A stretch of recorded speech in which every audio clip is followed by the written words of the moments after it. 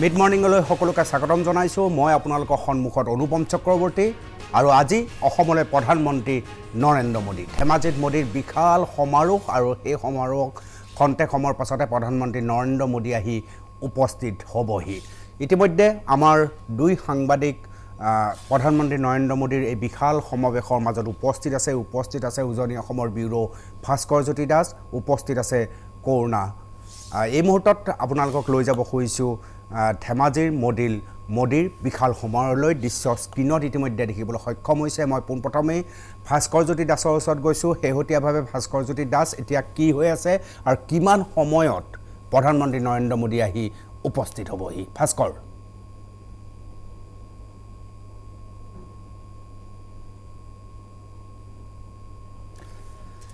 ইতিমধ্যে স্ক্ৰীণত আপোনালোকে দেখিবলৈ সক্ষম হৈছে ধেমাজিত মোদীৰ বিশাল সমাৱেশ। দেওবাৰে টুইটাৰ যোগে অসমবাসীলৈ বাৰ্তা, মোদীৰ অসম ভ্ৰমণ মোৰ বাবে সদায় বিশেষ। ধেমাজিৰ পৰা বিভিন্ন আঁচনি উন্মোচন কৰিব মোদীয়ে। চিলাপথাৰত তেল আৰু গেছ প্ৰকল্প উদ্বোধন কৰিব। ধেমাজি অভিযান্ত্ৰিক মহাবিদ্যালয়ৰ আধাৰশিলা স্থাপন কৰিব। শুৱালকুছি অভিযান্ত্ৰিক মহাবিদ্যালয়ৰ আধাৰশিলা কৰিব মোদীয়ে। ৰাষ্ট্ৰৰ প্ৰতি উৎসৰ্গা কৰিব কেইবাটাও তেল গেছ প্ৰকল্প। বঙাইগাঁও শোধনাগাৰ উন্মোচন কৰিব। ডিব্ৰুগড়ত অইলৰ ছেকেণ্ডেৰী টেংক ফাৰ্ম উন্মোচন কৰিব। আনহাতে মুকলি কৰিব মাকুমৰ হেবেৰা গাঁৱৰ গেছ কম্প্ৰেছৰ ষ্টেচন। আৰু এই মুহূৰ্তত আপোনালোকে স্ক্ৰীণত দেখিবলৈ সক্ষম হৈছে সকলোৱে প্ৰধানমন্ত্ৰী নৰেন্দ্ৰ মোদীৰ বাবে অপেক্ষা কৰিছে। প্ৰায় 1 লাখ লোক ইতিমধ্যে গোট খাইছে। প্ৰায় 3 লাখ লোক ইয়াত গোট খোৱাৰ সম্ভাৱনাৰ কথা কোৱা হৈছে। আৰু এয়া সমাগত বিধানসভা নিৰ্বাচনৰ প্ৰাক মুহূৰ্তত, নিৰ্বাচনৰ দিন ঘোষণাৰ প্ৰাক মুহূৰ্তৰ এখন বিশাল সমাৰোহ। ধেমাজিত মোদীৰ বিশাল সমাৰোহ। প্ৰধানমন্ত্ৰী নৰেন্দ্ৰ মোদীয়ে কৈছে যে অসম সদায় মোৰ বাবে বিশেষ আৰু উল্লেখযোগ্য। আৰু কেইবাটাও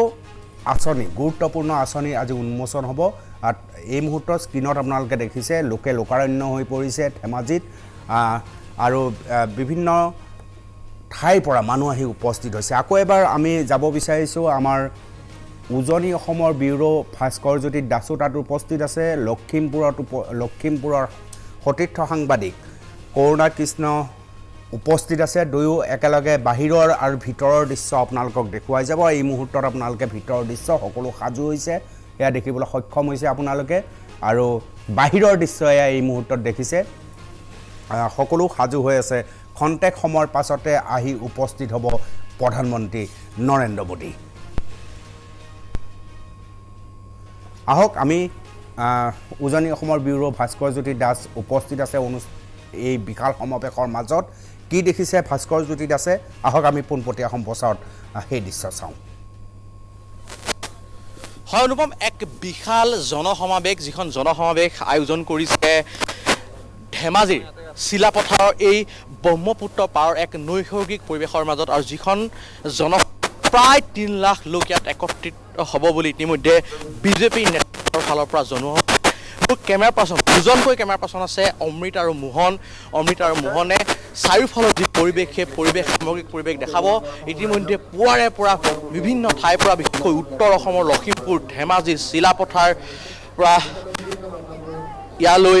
জনতাৰ সোঁত ববলৈ আৰম্ভ হৈছে। আৰু সময় যিমানেই আগবাঢ়ি গৈছে সভাস্থলীত সিমানেই মানুহৰ সংখ্যা বৃদ্ধি হ'ব লৈছে। মই এটা কথা আপোনাক এইখিনিতে অনুভৱ কৰি থওঁ যে এক বিশাল ব্যাসাধ্য জুৰি এই যিখন সভাখন আয়োজন কৰিছে। ইতিমধ্যে নীল আকাশ আহি ইয়াত উপস্থিত আছে। নীল আকাশ ইতিমধ্যে নিজৰ গীতৰ মাজে আচলতে ইয়াত উপস্থিত থকা ৰাইজক তেওঁ কিছু আপ্লুত কৰাৰ কাৰণে চেষ্টা কৰিছে। মই দেখুৱাই গৈছোঁ শিৱসাগৰ, যোৰহাট, ডিব্ৰুগড় পৰা বিভিন্ন ঠাইৰ পৰা ইতিমধ্যে লোকসকল ইয়ালৈ আহিবলৈ আৰম্ভ কৰিছে। মই দেখুৱাই গৈছোঁ চিতলমাৰী বুলি কয় ঠাইডোখৰ। আপুনি যদি ডিব্ৰুগড় ফালৰ পৰা আহে, ডিব্ৰুগড় ফালৰ পৰা বগীবিল দলং পাৰ হৈ যিখিনি স্থান আছে, প্ৰায় এক বিশাল ব্যাসাৰ্ধ এক স্থান, এখন বিশাল পথাৰ, তাতে এটা বিশাল অঞ্চল আগুৰি এই যিখন সভা, সেই সভাখন আয়োজন কৰা হৈছে। আৰু কৈছোঁ যে 3 লাখ লোক ইয়াত একত্ৰিত হ'ব বুলি ইতিমধ্যে জানিবলৈ দিছে। আৰু কেইবাটাও ইয়াতে আঁচনিৰ শুভাৰম্ভণি হ'ব। লগতে ধেমাজি যিখন অভিযান্ত্ৰিক মহাবিদ্যালয় ইতিমধ্যে সম্পূৰ্ণ হৈ উঠিছে, সেই অভিযান্ত্ৰিক মহাবিদ্যালয়খন ইয়াৰ পৰাই আনুষ্ঠানিকভাৱে ভাৰ্চুৱেলি প্ৰধানমন্ত্ৰী নৰেন্দ্ৰ মোদী ডাঙৰীয়াই শুভাৰম্ভণি কৰিব লগতে শুৱালকুছি এখন অভিযান্ত্ৰিক মহাবিদ্যালয় ইয়াৰ পৰা আধাৰশিলা কৰিব মই দেখুৱাই গৈছোঁ যথেষ্ট সংখ্যক লোক ইয়ালৈ আহিছে বাইদেউ অকণমান ওচৰলৈ আহক মই কৈছোঁ ইয়াত যথেষ্ট সংখ্যক লোক পুৱাৰে পৰা আহিবলৈ অহা দেখিবলৈ পাই গৈছোঁ মই ইয়াত যথেষ্ট সংখ্যক মহিলা আছে মই তেওঁলোকৰ ওচৰলৈ যাম তেওঁলোকৰ পৰা মই জানিব বিচাৰিম বাইদেউ আৰু কেইটামান মুহূৰ্তৰ পিছতেই ভাৰতৰ প্ৰধানমন্ত্ৰী নৰেন্দ্ৰ মোদী আহি উপস্থিত হ'ব বিশাল জনসমাৱেশ হৈছে ইয়াতে কি ক'ব খুব ধুনীয়া এযোৰ আপুনি কাপোৰ পিন্ধি আহিছে কি ক'ব এই মুহূৰ্তত ভাল লাগিছে এতিয়া নৰেন্দ্ৰ মোদী ডাঙৰীয়া আহি পাবহি ইমান সৰহসংখ্যক মানুহ উপস্থিত হৈছে বহুত ভাল লাগিছে এবাৰ আমি বিচাৰোঁ এইখন যিখন সভা সেই সভাখনে আগন্তুক যি 2021 নিৰ্বাচন সেই নিৰ্বাচনত এই যিখন সভা সেই সভাখনে আপুনি প্ৰভাৱ পেলাব বুলি আপুনি এজন সাধাৰণ ভোটাৰ হিচাপে আপুনি ভাবেনে নিশ্চয় এবাৰ বিজেপি চৰকাৰে জয়ী হ'ব আমিও বিচাৰোঁ আমি বহুত কষ্ট কৰি আছোঁ এবাৰ বিজেপি চৰকাৰে হ'ব ধেমাজিত এখন অভিযান্ত্ৰিক মহাবিদ্যালয় ইতিমধ্যে সম্পূৰ্ণ হৈ উঠিছে আৰু আজি প্ৰধানমন্ত্ৰী ডাঙৰীয়া ইয়াৰ পৰা সেইখনৰ শুভাৰম্ভণি কৰিব কি ক'ব এই মুহূৰ্তত ভাল কথা এইটো আমি বহুত ভাল পাইছোঁ আৰু ভৱিষ্যতলৈ আৰু হ'ব বুলি আমি আশা কৰোঁ হয় মই দেখুৱাইছোঁ আপুনি চকুৰে যিমান দূৰলৈকে চাই সিমান দূৰলৈকে মানুহ আৰু মানুহ বৰ্তা অকণমান যদি আপুনি থিয় হৈ ভাল পাওঁ অকণ ওচৰলৈ আহক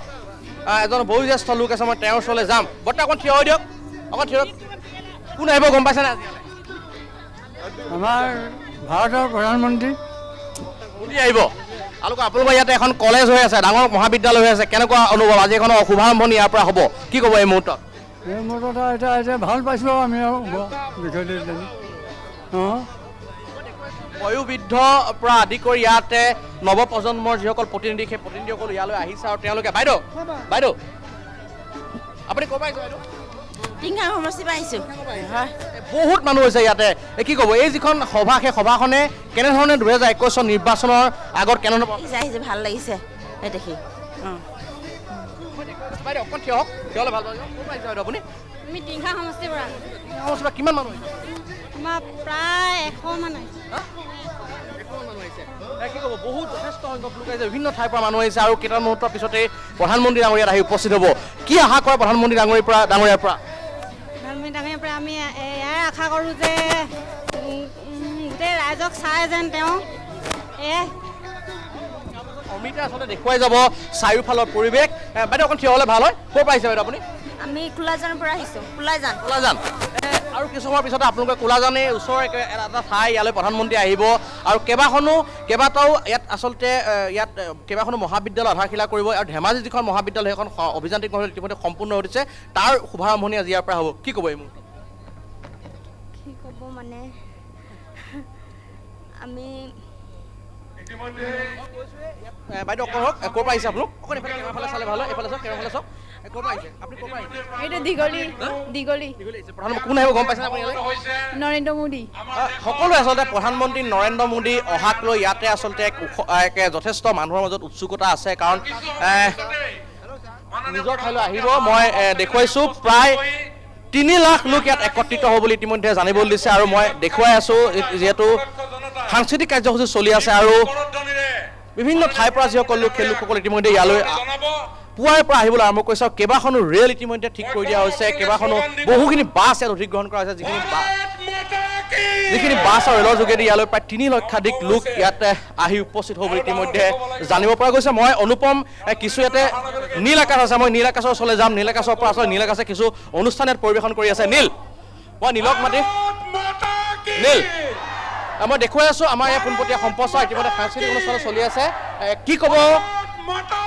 আৰু কেইটামান মুহূৰ্তৰ পিছতে প্ৰধানমন্ত্ৰী ইয়াত উপস্থিত হ'ব আপুনি এটা অনুষ্ঠান পৰিৱেশন কৰি আছে কি অনুভৱ কি ক'ব আচলতে প্ৰধানমন্ত্ৰী নৰেন্দ্ৰ মোদীৰ আগমনে 2021 যি নিৰ্বাচন সেই নিৰ্বাচন এই উত্তৰ অসম বা উজনি অসমত কেনেকুৱা ধৰণৰ প্ৰভাৱ পেলাব বুলি আপুনি ভাবে আচলতে তেওঁৰ জনপ্ৰিয়তাটো বহুত বেছি আজি ইয়াত আমি উমান পাইছোঁ আৰু ৰাইজে বহুত আশা কৰি আছে গতিকে আশা কৰিছোঁ আমি যিবিলাক বস্তু আশা কৰি আছোঁ উন্নতিৰ দিশত সেইবিলাক ফলপ্ৰসূ হ'ব আৰু ৰাইজে সিদ্ধান্ত গ্ৰহণ কৰিব বৰ্তমান ৰাইজ খুবেই অভিজ্ঞ আৰু খুবেই শিক্ষিত গতিকে তেওঁলোকে নিজে বিচাৰ বিবেচনা কৰিব বাকীবিলাক ভগৱানৰ হাতত শিল্পী নীল আকাশ মই দেখুৱাইছোঁ তেওঁ অনুষ্ঠান পৰিৱেশন কৰি আছে আৰু অনুষ্ঠান পৰিৱেশন কৰি থকাৰ মাজতেই মই কিছু সময় তেওঁলোকৰ কথা পাতিলোঁ আমি দেখুৱাই গৈছোঁ প্ৰতিটো মুহূৰ্তৰ লাইভ ভিজুৱেলছ ইয়াৰ পৰা দেখাবলৈ চেষ্টা কৰিছোঁ বিভিন্ন ঠাইৰ পৰা ইতিমধ্যে মই কৈছোঁৱেই বিজেপিৰ যিসকল সমৰ্থক সেই সমৰ্থকসকল ইতিমধ্যে ইয়াত উপস্থিত হৈছে উত্তৰ অসম আৰু উজনি অসমৰ বিশেষকৈ ধেমাজি লখিমপুৰ ঢকুৱাখানা চিলাপথাৰ আদিৰ পৰা ইয়ালৈ যথেষ্ট সংখ্যক লোকৰ আগমন ঘটিছে সমান্তৰালকৈ আমি শিৱসাগৰ যোৰহাট ডিব্ৰুগড়ৰ পৰা ইয়ালৈ মানুহ আহিছে মই দেখুৱাই গৈছোঁ পোনপটীয়া সম্প্ৰচাৰ কেম্পাছত অমৃতা দেখাব আপুনি যিমান দূৰলৈকে চাই সিমান দূৰলৈকে মানুহ আৰু মানুহ কেৱল মানুহ প্ৰায় তিনিখনকৈ ৰেল ইতিমধ্যে যিহেতু তেওঁলোকে ৰেলৰ দ্বাৰা ইয়ালৈ মানুহ অনা হৈছে আৰু বহুখিনি বাছ ইতিমধ্যে অধিগ্ৰহণ কৰা হৈছে আৰু সেই বাছতো ইতিমধ্যে পুৱাৰ পৰা এই যি সভাস্থলী সেই সভাস্থলীলৈ জনতাৰ সোঁতবোৰ আমি দেখিবলৈ পাইছোঁ আমি দেখুৱাই গৈছোঁ শীতলমাৰী যি পথাৰ সেই পথাৰ বা পোনপটীয়া সম্প্ৰচাৰ নিশ্চয় ভাস্কৰ জ্যোতি দাস আমি পোনপটীয়া সম্প্ৰচাৰ আপোনাৰ যোগেদি চাই থাকিম কৰুণা কৃষ্ণৰ যোগেদিও চাই থাকিম কিন্তু অকণমান বিৰতি লৈছোঁ বিৰতিৰ পিছত আহি আছোঁ আকৌ মিড মৰ্ণিঙৰ যোগেদি আমি যাম ধেমাজিলৈ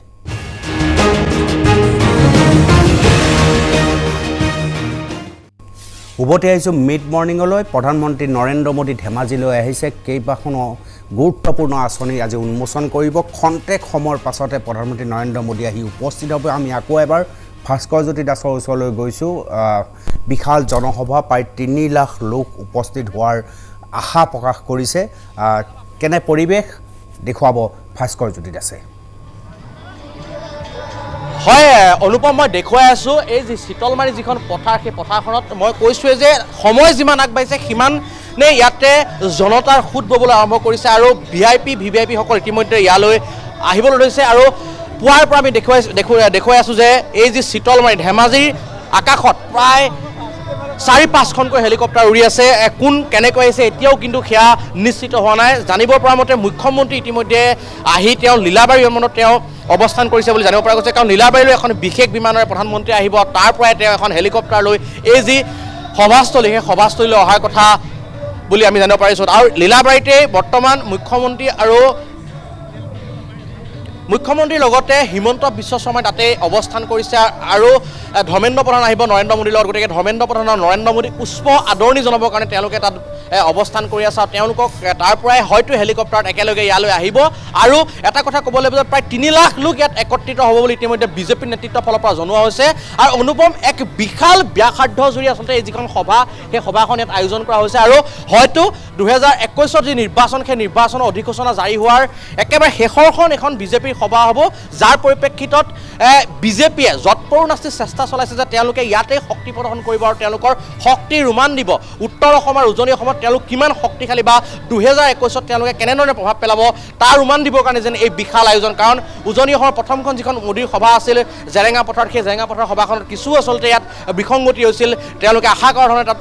জনসাধাৰণৰ উপস্থিতিটো আচলতে কিছু কম হৈছিল গতিকে তাক লৈ বিজেপি হাইকমাণ্ড কিছু অসন্তুষ্ট হৈ আছিল আৰু সেই অসন্তুষ্টিটো সন্তুষ্টিলৈ ৰূপান্তৰিত কৰিবৰ কাৰণে যে এই যিখন সভা সেই সভাখন আয়োজন কৰা হৈছে বুলি ক'ব পৰা যায় এক কথাত আৰু অনুপম যথেষ্ট ৰ'দ আৰু এই ৰ'দত যিসকল লোক পুৱাৰ পৰা ইয়াত আচলতে বহি আছে তেওঁলোকৰ কি অৱস্থা হ'ব পাৰে এটা অনুপম আপুনি অনুমান কৰিব হয়তো পাৰিছে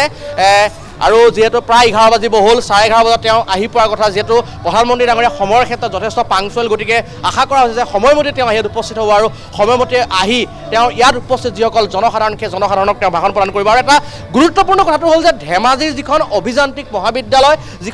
মহাবিদ্যালয় ইতিমধ্যে সাজু হৈ আছে আৰু সেই অভিযান্ত্ৰিক মহাবিদ্যালয়খন ইয়াৰ পৰাই তেওঁ শুভাৰম্ভণি কৰিব বুলি জানিব পৰা গৈছে অনুপম মই আপোনালোকক আচলতে দেখুৱাই আছোঁ সভাৰ মাজত তাৰ মাজতে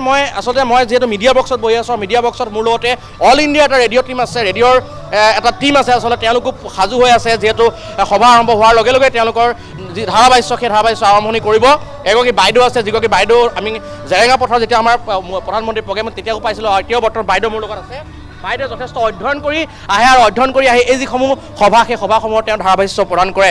মই তেওঁৰ ওচৰলৈ যাম তেওঁৰ পৰা এখন মই দেখুৱাইছোঁ প্ৰথম কিতাপ এখনো তেওঁলোকে লৈ আহে যিহেতু তেওঁলোকে খুব খুটি নাটি মাৰি কামবিলাক কৰে ধেমাজিৰ ওপৰত তেওঁ যিহেতু ক'ব গতিকে ধেমাজিৰ ওপৰত ক'বৰ কাৰণে তেওঁ ধেমাজিৰ ইতিবৃত্ত সামৰি এখন তেওঁ কিতাপ ইতিমধ্যে সাজু কৰি ৰাখিছে আৰু কণ্ঠত সাক্ষাৎ সৰস্বতী মাতৃ বাঘ আছে মই গতিকে তেওঁৰ ওচৰলৈ যাম তেওঁৰ পৰা মই কিছু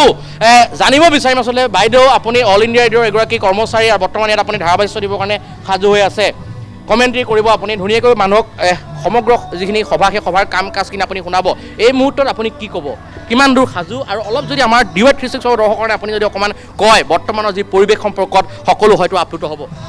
নমস্কাৰ জনাইছোঁ সকলোলৈকে আমি কিমান দূৰ সাজু বুলি কওঁতে আমি অপেক্ষাৰত বৰ্তমান প্ৰধানমন্ত্ৰী মহোদয় আহিব আৰু যিটো ৰাইজে আশা কৰিছে তেখেতৰ পৰা আজি যিহেতু 2টা 3টা 4টামান প্ৰকল্প ইয়াত তেখেতে কেইটামানৰ আধাৰশিলা স্থাপন কৰিব আৰু কেইটামান তেখেতে উন্মোচন কৰিব এই প্ৰকল্পসমূহ ৰাইজলৈ লোকাৰ্পণ কৰাৰ সময়ত তেখেতৰ যিটো এটা তেখেতৰ যিটো আশা আকাংক্ষা ৰাইজৰ প্ৰতি যি তেখেতৰ দায়বদ্ধতা সেইখিনি প্ৰকাশ পাব আৰু ৰাইজেও তেখেতক আদৰিবলৈ মহা সমাৰোহেৰে ইয়াত উপস্থিত হৈছেহি বহুতো ৰাইজ শ ৰাইজ ট্ৰেইনেৰে আহি ৰাইজ ইয়াত উপস্থিত হৈছে এই 8খন ট্ৰেইন আজি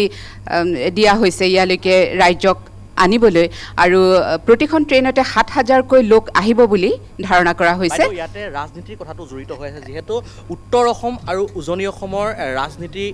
কথাও ইয়াত জড়িত হৈ আছে যিহেতু হয়তো নিৰ্বাচনী অধিসূচনা জাৰি হোৱাৰ একেবাৰে শেষৰখন এই যিখন সভা হ'ব গতিকে এই যিখন সভা সেই সভাখনে উত্তৰ অসম আৰু উজনি অসমত 2021 নিৰ্বাচনৰ পূৰ্বে কেনেধৰণে ৰাজনৈতিক প্ৰভাৱ পেলাব বা বিজেপি দলটোক কেনেকৈ লাভান্বিত কৰিব বুলি আপুনি ইতিমধ্যে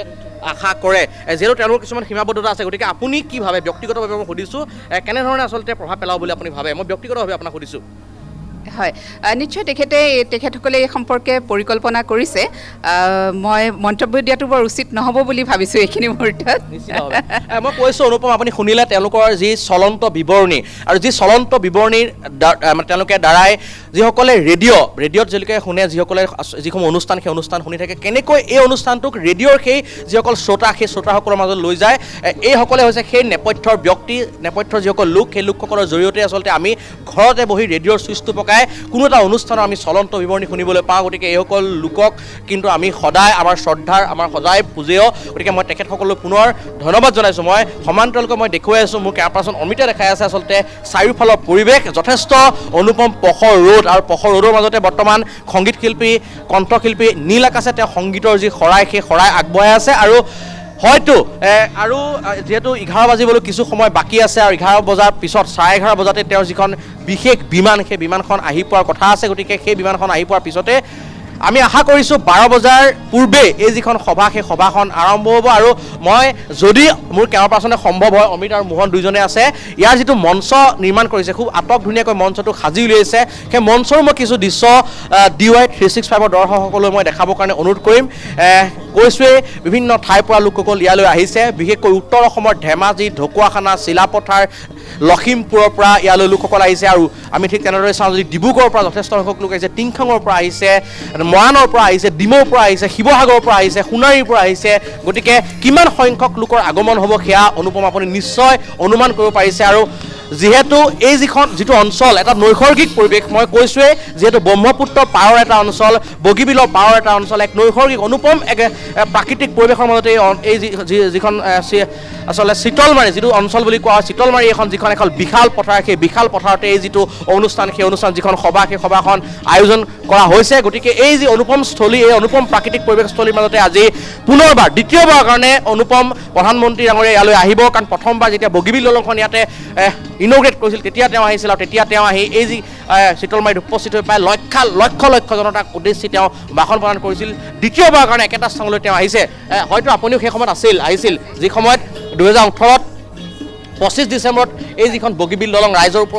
কাৰণে উৎসৰ্গা কৰিছিল আৰু য'ত প্ৰধানমন্ত্ৰী নৰেন্দ্ৰ মোদী ডাঙৰীয়া নিজে আহিছিল দ্বিতীয়বাৰৰ কাৰণে ইয়ালৈ আহিছে এক নৈসৰ্গিক পৰিৱেশ আপুনি যদি চাই ইয়াৰ চাৰিওফালৰ যি পৰিৱেশ বগীবিল দলঙৰ পৰা এই সমগ্ৰ অঞ্চলটো ইয়ালৈ আহি হয়তো প্ৰধানমন্ত্ৰীগৰাকী আপ্লুত হোৱাৰ যথেষ্ট সংখ্যক লোক একত্ৰিত হৈছে কি ক'ব প্ৰধানমন্ত্ৰী ডাঙৰীয়া আচলতে এই যিসকল লোক সেই লোকসকলক সুধিছে কেনেধৰণৰ কি বিষয় ধৰক ফ'কাছ কৰিব বুলি আপুনি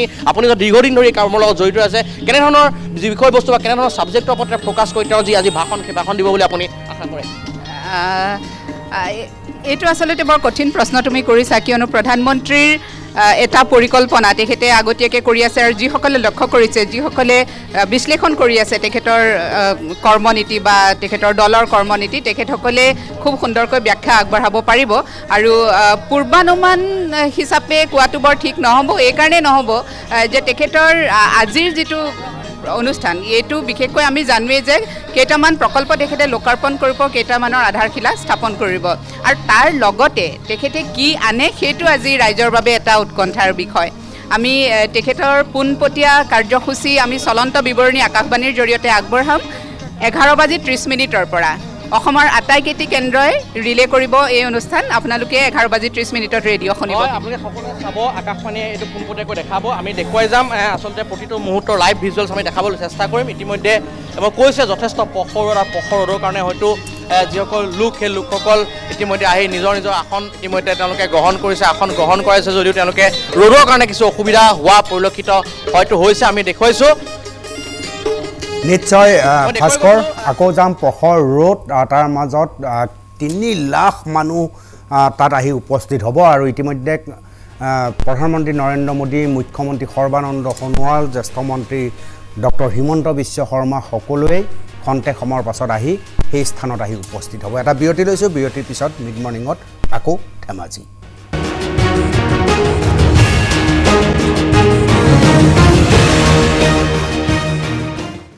উভতি আহিছোঁ মিড মৰ্ণিঙলৈ খন্তেক সময়ৰ পাছতে প্ৰধানমন্ত্ৰী নৰেন্দ্ৰ মোদী আহি উপস্থিত হ'বহি ধেমাজিত উখল মাখল পৰিৱেশ আৰু সেই উখল মাখল পৰিৱেশ পোনপটীয়া সম্প্ৰচাৰ যোগে আপোনালোকক দেখুৱাই আছে উজনি অসমৰ ব্যুৰো ভাস্কৰ জ্যোতি দাসে আমি আকৌ এবাৰ ভাস্কৰ জ্যোতি দাসৰ ওচৰলৈ গৈছোঁ ভাস্কৰ হয় অনুপম আমি পুৱাৰ পৰা দেখুৱাই আহিছোঁ যিখন চিতলমাৰী পথাৰ সেই চিতলমাৰী পথাৰত বৰ্তমান কিমান সংখ্যক লোক একত্ৰিত হৈছে সেয়া আপুনি যদি এবাৰ মোৰ সতীৰ্থ মোৰ কেমেৰা পাৰ্চন অমিতে যদি দেখুৱাই পেন কৰি দেখাব কিমান সংখ্যক লোকৰ আগমন হৈছে হয়তো আপুনি নিজে অনুমান কৰিব পাৰিব প্ৰায় 3 লক্ষাধিক লোক ইয়াত একত্ৰিত হ'ব বুলি ইতিমধ্যে বিজেপি নেতৃত্বৰ ফালৰ পৰা জনোৱা হৈছে আৰু তাকে লৈ বৰ্তমান যথেষ্ট তৎপৰ হৈ পৰিছে মই দেখুৱাই গৈছোঁ এজন বিশেষ লোক আছে মই সেই লোকজনক ওচৰলৈ যাম আৰু সেই লোকজনক মই কিছু দেখাবৰ কাৰণে অনুৰোধ কৰিম অকল উঠিলে ভাল পাম গম পাইছোঁ মই দেখুৱাম এজন লোক আচলতে মোদীৰ প্ৰতি প্ৰধানমন্ত্ৰীক লগ পাবৰ কাৰণে কিমান আচলতে তেওঁ আগ্ৰহ মই দেখুৱাইছোঁ এজন মানুহ চুঁচৰি আহিছে অকণ আগলৈ যদি মই যাম মই কেইবাজন অমিতক মই দেখাবৰ কাৰণে অনুৰোধ কৰিছোঁ এই যিজন মানুহ এই মানুহজন প্ৰায় কিবা আপুনি কিমান কিলোমিটাৰ মই 32 কিলোমিটাৰ ছাৰ 32 আপোনাৰ আপুনি অকল মোদীক লগ পাবৰ কাৰণে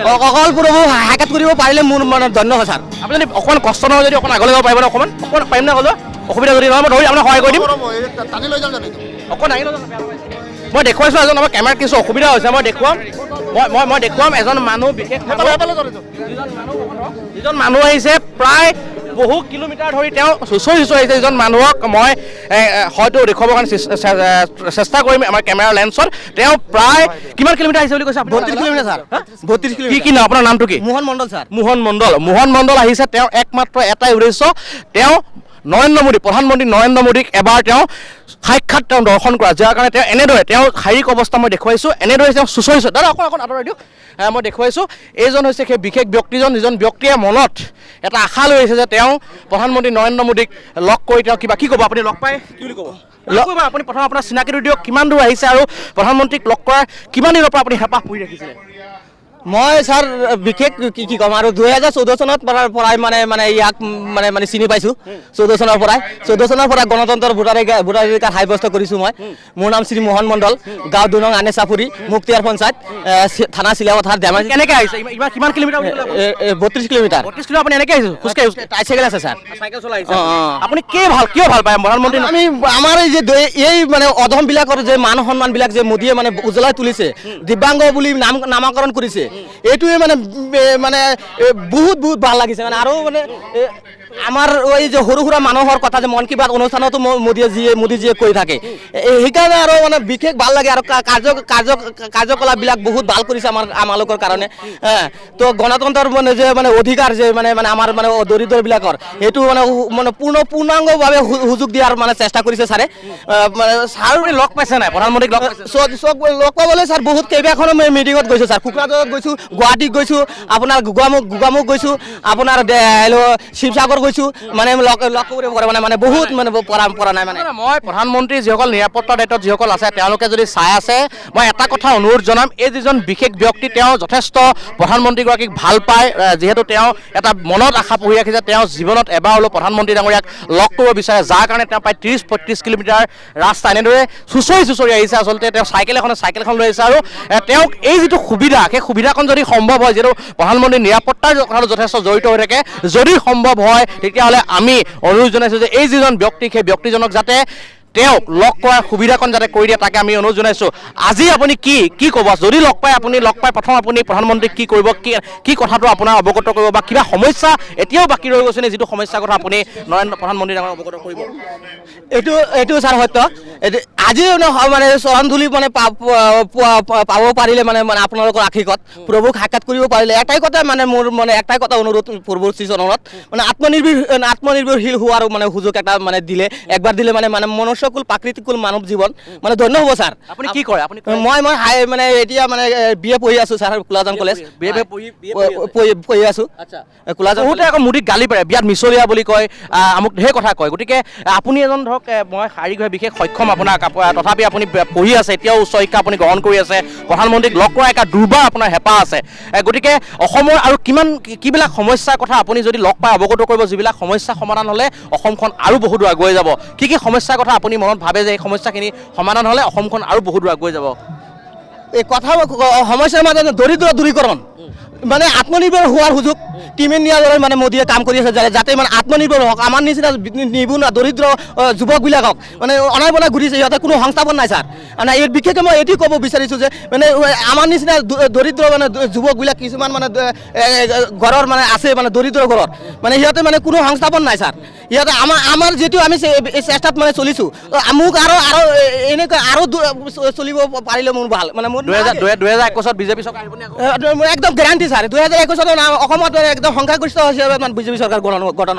আপোনালোকৰ যিমানবিলাক দিব্যাংগ আছে সেই দিব্যাংগসকলৰ কাৰণে আৰু কি ব্যৱস্থা আপুনি চৰকাৰখনে লোৱাটো বিচাৰে? চৰকাৰে সোণোৱাল চৰকাৰে কৈছে যে মানে দিব্যাংগসকলৰ কাৰণে মানে আসন 10% আসন সংৰক্ষণ ব্যৱস্থা কৰিছে মানে চৰকাৰী বিভাগত, আৰু মানে মাহেকীয়া পেঞ্চন দিছে, অৰুণোদয় আঁচনিবিলাক দিছে, প্ৰধানমন্ত্ৰী আৱাস গৃহ নিৰ্মাণৰ সুবিধা দিব, উজ্জ্বলা যোজনা। মই দেখুৱাইছোঁ কেইবাজন অমিতা দেখাব, হয়তো সম্ভৱ এজন শাৰীৰিকভাৱে বিশেষ সক্ষম ব্যক্তি, দিব্যাংগ এজন লোক, আৰু তেওঁ এটাই আশা, তেওঁ জীৱনত এবাৰ প্ৰধানমন্ত্ৰী ডাঙৰীয়াক লগ পোৱাৰ যি শাৰীৰিকভাৱে লগ পোৱাৰ এটা আশা তেওঁ মনত পুহি ৰাখিছে। আৰু আমিও আশা কৰিছোঁ যাতে এই যিজন ব্যক্তি, এই যিজন প্ৰধানমন্ত্ৰী অনুৰাগী, তেওঁ যাতে আজি সভাখনতে প্ৰধানমন্ত্ৰীক সাক্ষাৎ হয় সেয়া আমি বিচাৰিছোঁ, কিন্তু সেয়া কিমান দূৰ সম্ভৱ হয় সেয়া আমি সময়ে ক'ব। মই ধন্যবাদ জনাইছোঁ। প্ৰায় 30 কিলোমিটাৰ অধিক পথ তেওঁ অতিক্ৰম কৰি সভাস্থলীলৈ আহিছে, আহি তেওঁ ইতিমধ্যে সভাস্থলী পাইছেই, আৰু তেওঁ আকৌ কৈছোঁ এটাই আশা, প্ৰধানমন্ত্ৰীক এবাৰ তেওঁ স্বচক্ষে সাক্ষাৎ কৰাৰ। ধন্যবাদ। সংবাদদাতা মহোদয়, আপোনালোকক বিশেষ ধন্যবাদ জ্ঞাপন কৰিছোঁ। তো আপুনি বহুত দিনৰ 2016 চনত মানে বিধানসভা নিৰ্বাচনৰ পিছত মানে শপত গ্ৰহণ অনুষ্ঠানত সোণোৱাল চৰকাৰত গৈছিলোঁ, জিতুমণি নেওগ নেকি কি আছিল, মই দেখুৱাই আছোঁ। আচলতে মই ধন্যবাদ দিছোঁ। এয়া এজন দিব্যাংগ লোক, যিজন দিব্যাংগ লোকে তেওঁ ইয়ালৈ আহিছে উদ্দেশ্য মাত্ৰ এটাই, প্ৰধানমন্ত্ৰীগৰাকীৰ ভাষণ শুনাৰ, প্ৰধানমন্ত্ৰীগৰাকীৰ সাক্ষাৎ এবাৰ লগ কৰাৰ। মই দেখুৱাই যাম প্ৰতিটো মুহূৰ্ত অনুপম। আপুনি এজন অনুৰাগী, প্ৰধানমন্ত্ৰী অনুৰাগী ইতিমধ্যে ভাষ্য শুনিলে। মই যথেষ্ট সংখ্যক লোক ইতিমধ্যে সময় যিমানে আগবাঢ়িছে সিমানেই কিন্তু ইয়াত যিসকল জনতাৰ, সেই জনতাৰ কিন্তু সংখ্যা বৃদ্ধি হ'ব লৈছে। মই দেখুৱাই গৈছোঁ এয়া চিতলমাৰী পথাৰৰ পৰা পোনপটীয়া সম্প্ৰচাৰ, আৰু কেইটামান মুহূৰ্তৰ পিছতে ইয়াত আহি উপস্থিত হ'ব দেশৰ প্ৰধানমন্ত্ৰী নৰেন্দ্ৰ মোদী। প্ৰায় কেইবা কিলোমিটাৰ ব্যাসাধ্য যদি এই যি সভা, সেই সভা আয়োজন কৰা হৈছে, আৰু প্ৰায় 3 লাখ লোক ইয়াত একত্ৰিত হ'ব বুলি ইতিমধ্যে জানিবলৈ দিছে। আৰু প্ৰধানমন্ত্ৰী নৰেন্দ্ৰ মোদীৰ লগতে ইয়ালৈ ধৰ্মেন্দ্ৰ প্ৰধান আহিব, আৰু তাৰ সমান্তৰালকৈ ইয়াতে কেইবাটাও আধাৰশিলা ইয়াৰ পৰা ভাৰ্চুৱেলি কৰা হ'ব। লগতে ধেমাজি যিখন অভিযান্ত্ৰিক মহাবিদ্যালয়, সেই অভিযান্ত্ৰিক মহাবিদ্যালয়খনো ইয়াৰ পৰা শুভাৰম্ভ। সুভাষ দত্ত আছে আমাৰ লগত, বিজেপিৰ এজন বিষয়ববীয়া, বিজেপিৰ তেওঁ মুখপাত্ৰ, মই তেওঁৰ লগত আছে, তেওঁৰ ওচৰলৈ যাম। আৰু কিমান সময় লাগিব, যিহেতু যথেষ্ট সংখ্যক লোকৰ ইতিমধ্যে ইয়াত আগমন ঘটিছে আৰু ৰ'দটো যথেষ্ট বেছি, কিমান সময়ৰ পিছত প্ৰধানমন্ত্ৰী ডাঙৰীয়া আহি উপস্থিত হ'ব? প্ৰধানমন্ত্ৰী ডাঙৰীয়া একজেক্টলি 11:30 আহিব, আৰু 11:30 পৰাই আমাৰ কাৰ্যক্ৰম আৰম্ভ হ'ব। ইতিমধ্যে মাননীয় মুখ্যমন্ত্ৰী ডাঙৰীয়া, আমাৰ নেডাৰ আহ্বায়ক ডক্টৰ হিমন্ত বিশ্ব শৰ্মা ডাঙৰীয়া, আমাৰ মাননীয় মন্ত্ৰীসকল, তেখেতসকল তাতে অপেক্ষা কৰিছে। আৰু মোদী ডাঙৰীয়া আহি উপস্থিত হোৱাৰ লগে লগে সভাখন আৰম্ভ হ'ব।